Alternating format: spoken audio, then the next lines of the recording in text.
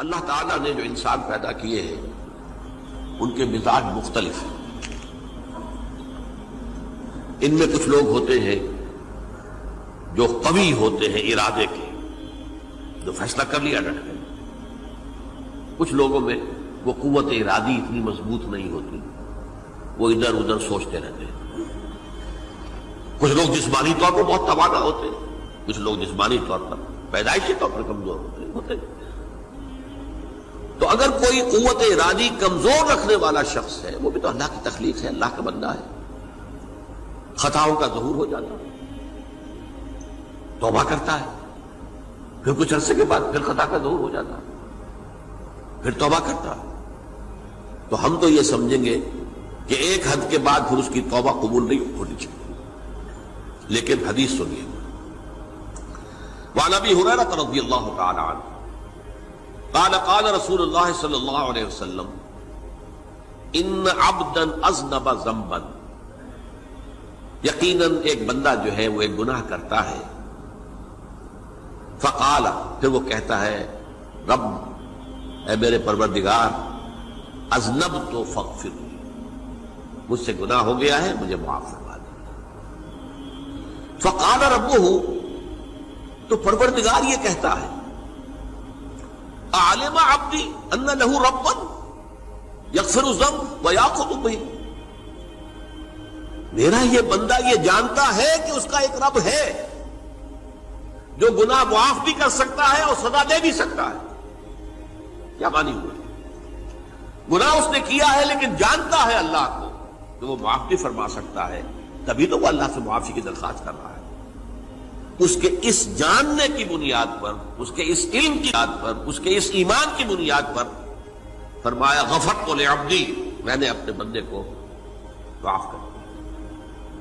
ثم مکث ما شاء اللہ، پھر وقت گزرا جتنا کہ اللہ نے چاہا. ثم اذنب ذنبا، پھر اس سے گناہ ہو گیا. فقال رب اذنبت ذنبا فاغفر، پھر کہتا ہے پروردگار مجھ سے گناہ ہو گیا، پھر مجھے معاف فرما دے. فقال ربہ، اللہ فرماتا ہے عالم عبدی ان لہ ربا یغفر الذنب ویأخذ بہ، میرا بندہ ہے نا جو جانتا ہے کہ اس کا ایک رب ہے، ایمان باللہ اس کے اندر ہے، تبھی تو پکار رہا ہے. اور یہ بھی جانتا ہے کہ وہ گناہ معاف بھی کر سکتا ہے اور چاہے تو پکڑ بھی سکتا ہے، سزا بھی دے سکتا ہے.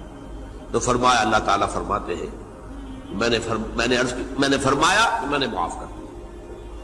ثم مکث ما شاء اللہ، پھر ایک عرصہ گزرا اس کے بعد. ثم اذنب ذنبا، پھر اس نے گناہ کیا. قال رب اذنبت ذنبا آخر، اس نے کہا پروردگار میں نے تو پھر ایک اور گناہ کر دیا، فاغفر لی، مجھے بخش دے. فقال اعلم عبدی ان لہ ربا یغفر الذنب ویأخذ بہ، میرا بندہ جانتا ہے نا کہ اس کا ایک رب ہے جسے وہ پکار رہا ہے، کہ وہ جانتا ہے کہ اسے اختیار حاصل ہے کہ چاہے تو بخش دے اور چاہے تو پکڑ لے. اس کے اس علم، اس ایمان کی بنیاد پر میں نے اسے معاف کر دیا. ایک اور حدیث، میں نے چونکہ اس گفتگو کے لیے ان احادیث کا تفحص کیا ہے، یہ تو بہت ہیں حدیثیں، میں نے ان میں سے کچھ چنی ہیں. ہمارے بعض واعظ ناصح وہ بھی کسی شخص کو روکتے رہے، برائیوں سے روکتے رہے، نہیں رکتا تو کہیں غصے میں آ کے اللہ تجھے کبھی معاف نہیں کرے گا. یہ کتنا بڑا جرم ہے، اس کا اندازہ کیجئے اس حدیث سے. تم میرے بندے کو میری رحمت سے مایوس کر رہے ہیں، کتنا بڑا جرم ہے، اس کا اندازہ کیجئے. یہ مسلم شریف کی روایت ہے عن جندب، حضرت جندب رضی اللہ تعالی عنہ سے، ان رسول اللہ صلی اللہ علیہ وسلم حدث، کہ اللہ کے رسول صلی اللہ علیہ وسلم نے ایک واقعہ بیان کیا. ان رجلا قال، کہ ایک شخص نے یہ کہا واللہ لا یغفر اللہ لفلان، کہ خدا کی قسم اللہ تعالیٰ فلاں شخص کو کبھی معاف نہیں کرے گا. وَأَنَّ اللَّهَ تَعَالَى قَالَ، اس پر اللہ تعالیٰ نے یہ فرمایا منزل نزیت اللہ علیہ، یہ کون ہے جو میرے اوپر حکومت کرنے والا آ گیا، جو میری طرف سے حکم لگا رہا کہ میں کبھی معاف نہیں کروں گا؟ منزل نزی، کون ہے وہ شخص؟ الذی اللہ علیہ انی لا اغفر لفلان، کہ میں فلاں شخص کو کبھی معاف نہیں کروں گا، قد غفرت لفلان، اس کو تو میں نے معاف کر دیا، واحبطت عملہ، اس شخص کے تمام اعمال میں نے ضائع کر دیے کہ تم نے میرے بندے کو مایوس کیا۔ یہ ہے جرم کی انکار۔ تو توبہ کی دعوت دیتے رہو، توبہ کے لیے لوگوں کو آمادہ کرتے رہو، توبہ جو ہے اس کے لیے ترغیب دیتے رہو، اللہ تعالیٰ معاف فرمانے والا۔ اب آخری حدیث سنا رہا ہوں، یہ تو بہت ہی عجیب حدیث ہے اور متفق علیہ، یہ بخاری اور مسلم دونوں میں۔ حضرت ابو سعید الخدری رضی اللہ تعالی عنہ جو ہے وہ اس کے راوی ہیں۔ حضور نے فرمایا کانا فی من کانا قبلکم رجل قتل 99 نفسا، تم سے پہلے جو امت تھی بنی اسرائیل، گویا کہ ان کا ذکر ہے، اس میں ایک آدمی ایسا تھا جس نے 99 قتل کیے تھے۔ اب آپ اندازہ کیجئے کتنا بڑا گناہ کبیرہ ہے قتل۔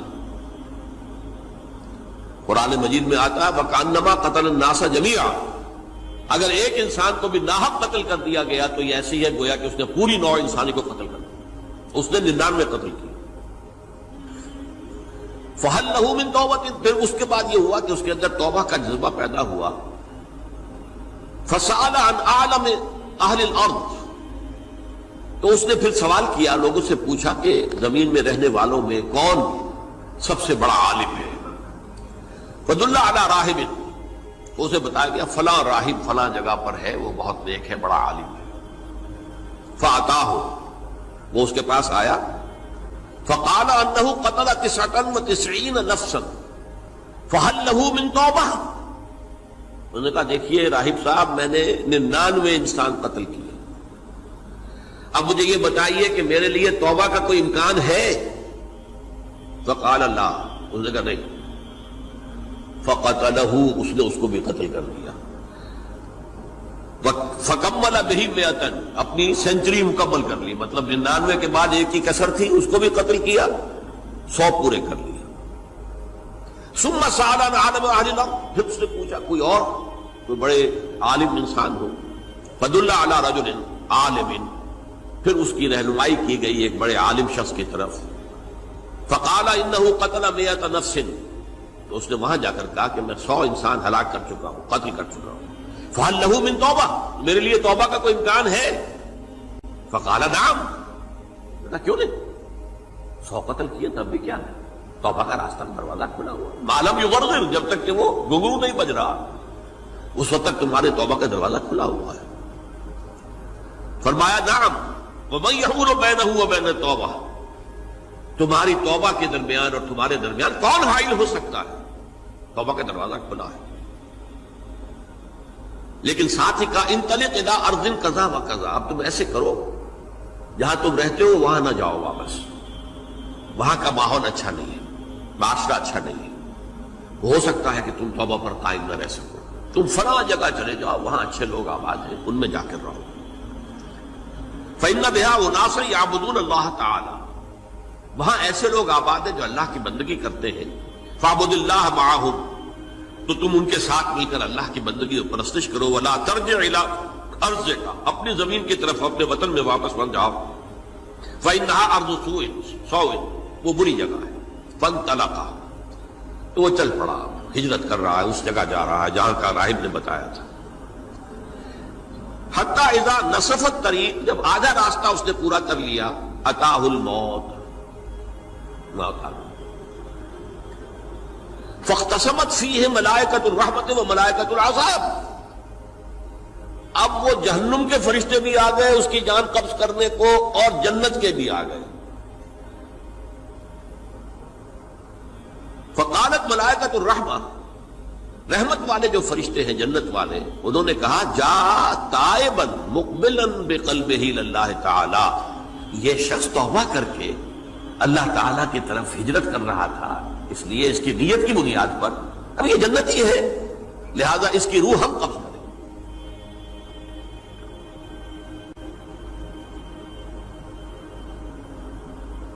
وقالت الملائکۃ العذاب، اور وہ جو عذاب والے فرشتے ہیں وہ کہیں گے انہ لم یعمل خیرا قط، تو نے توبہ کے بعد کوئی نیک عمل تو کیا ہی نہیں، تو کس بنیاد پر اس کو تم جنت میں لے جاؤ گے؟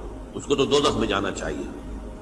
فاتاہ ملک فی صورت آدمی، تو ان کے پاس اللہ نے ایک اور فرشتے کو بھیج دیا آدمی انسانی شکل کے اندر، فجعلوہ بینہم، تو ان فرشتوں نے کہا بھائی ہمارا فیصلہ کرا دو، اس کی روح ہم لینا چاہتے ہیں یا ہم لینا چاہتے ہیں، انہیں حکم بنا لیا۔ فقال قیسوا ما بین الارضین فإلی ایتہما کان اقرب، کہ تم فاصلہ ناپ لو جہاں سے وہ چلا ہے اور جہاں جا رہا تھا اور یہاں اس کی موت ہو رہی ہے، تو کون سا فاصلہ زیادہ ہے؟ جب ناپا گیا، بلکہ ایک حدیث میں آتا ہے کہ اس پر اللہ نے زمین کو جو ہے حکم دے دیا، ایک طرف والی زمین تو سکڑ جا، دوسری والی جو ہے تو پھیل جا، تاکہ وہ جو جا رہا تھا وہ زیادہ قریب ہو جائے بنسبت اس کے کہ جہاں سے وہ چلا تھا۔ تو اس فیصلے پر پھر جو فرشتے تھے جو کہ رحمت کے فرشتے تھے وہ اس بندے کو لے گئے جنت کے۔ یہ ہے توبہ کی عظمت اور اس کی تاثیر۔ رب رب کر دے بڈھے ہو گئے اتے ملا پنڈت سارے، رب دا کھوج کھرا نہ لبا